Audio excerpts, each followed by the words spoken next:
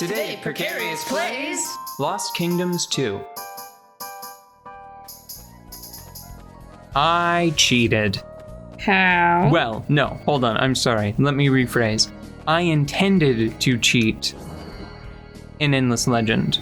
Oh. Because what happened is I said, like, how is it different, really?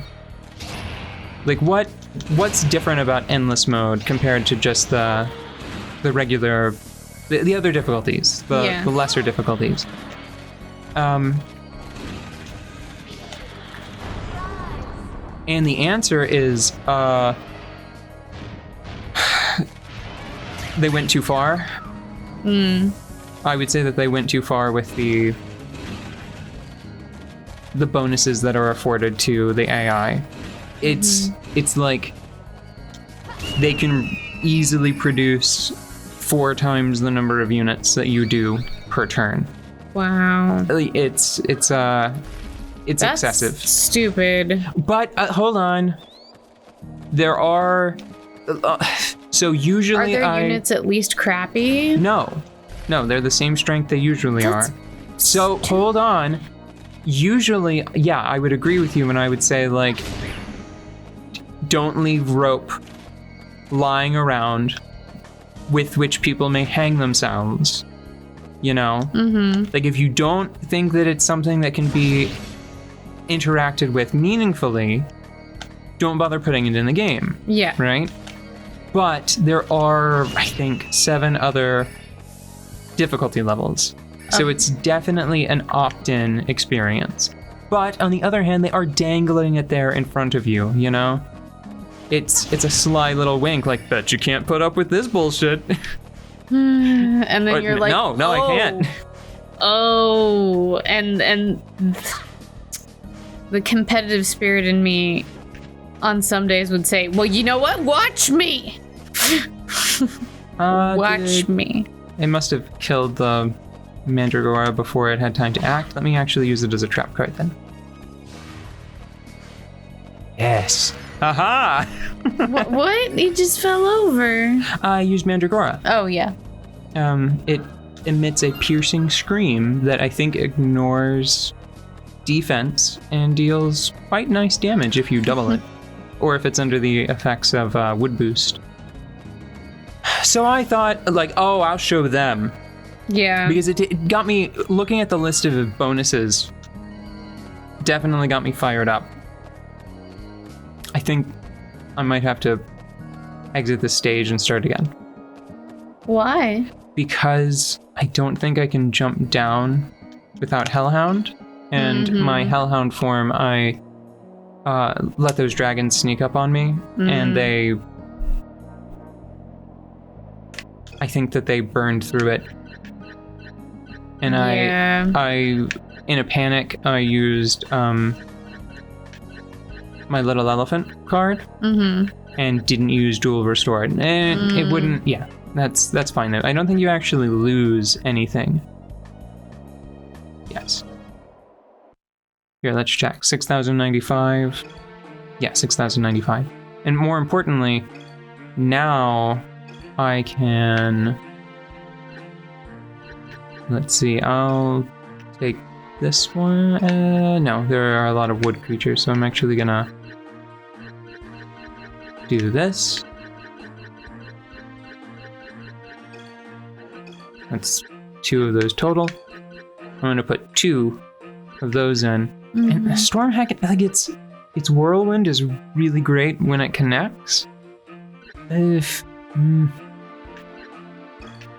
thing is... I tried using it last time. It's one of the cards that pierces defense. Yeah. But its swing arc is like a crappier version of Dark Raven. So it's pretty hard to use. Okay, that's 30. So after looking at the list of ridiculous bonuses for Endless Mode, it got me fired up. And I was like, I'll be more clever. I'll exploit every system I have to get those sweet achievements, right? And I thought it was gonna make it a cakewalk, right? So what I did is I made a custom faction. Okay. And I was like, this is going to be pure cheese. So I named them the Green Bay Packers. Okay. Because they are based off of the Wild Walkers or the Wind Walkers. I can't remember the name of the faction. Mm-hmm.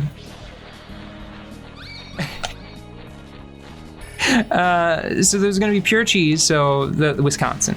Okay. I'm pretty sure that's where the Green Bay Packers are from. I believe so, yes. I think that is accurate to sport ball lore.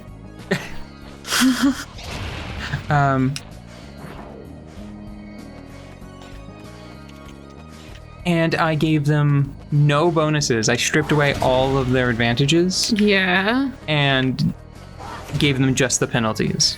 Oh. And I thought, that'll even the playing field. And I thought for sure, Oh, so the enemy team, you customized the enemy team to have a bunch of penalties? Yeah, so that you could try to get through on what seemed to be an unplayable difficulty? A difficulty that I would not otherwise tolerate. Yeah, okay. Yeah. Okay, and then what happened?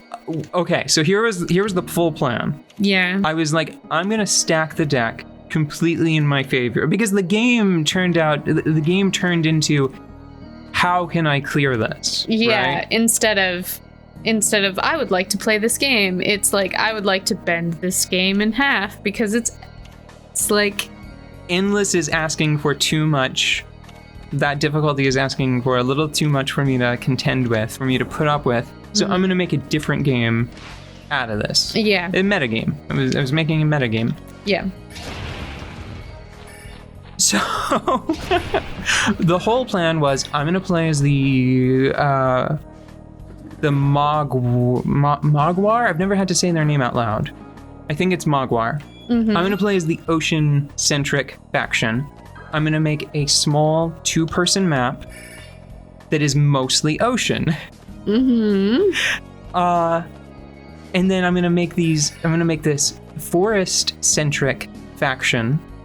Oops, probably shouldn't have dropped that. Put them in a desert. Exactly. Oh no! That's exactly what I did. But a few things got in the way of my brilliant scheme here. Yeah. But at that point, by the time I figured it out, I had already started and I was like, well, I'll be damned if I'm just going to give up. So it wound up being much more fair. Oh, okay. Later on, I looked on Steam, on the Steam guides, for like, is there like maybe this would be a useful template for someone else, because I got through it. I did it. I beat a game on endless difficulty. Yeah. And it wound up being, I wanted it to be a 1 out of 5 on the difficultometer. Yeah. And it certainly wound up not being that. It was a higher number. I don't know how high, but it was not a 1. Yeah. So I thought maybe I'll write it. I'll write it down. I'll do a write-up. And it's like, this is how I beat endless difficulty. And I found out that there was already a guide there on how to cheese it and do it in like 4 turns. Oh. So in the face of that, if that's what true cheese is, did it just run out? I hope it just ran out. So if in the face of that level of cheesiness, yeah, I felt a lot more, a little more accomplished. So, sorry. Oh, you got a torso piece. What was so exciting about that one in particular? Because it's not the only one I've gotten, you know. I just think that torsos are the most awkward and funny body part. I've always thought so, because everyone is always talking about the heads and the limbs. Nobody saves any love for the random torsos. Well, yeah, I mean, if you think about it, it's like somebody could survive losing a lot of limbs, but if you lose the torso... That's it. You know, I mean... You're in a creek bed with torso no creek. Fighting was popularized by the Black Knight. Okay, and he still had a head. Even that maniac couldn't do it without a torso. No.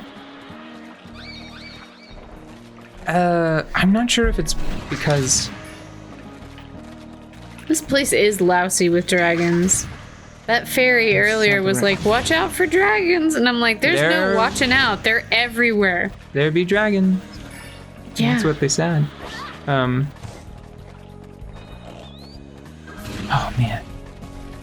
Yeah, so in the end, how I wound up winning, the problem is that things were still going mostly to plan. Yeah. Which is why I didn't want to give up on the try, you know? Mm-hmm. Do I have any wood cards? Because water beats fire, so of course it can't beat rock. Yeah. Hiya, I say. There we go. Oh, is there anything else that I want to say about Endless Legend? So you tried to cheese it and you ended up making it almost fair? Yeah, it was still an uphill battle. My plan was to quickly take control of the oceans using the very powerful Mogwai heroes. They have unique bonuses that allow them to become a very, very powerful naval unit, despite...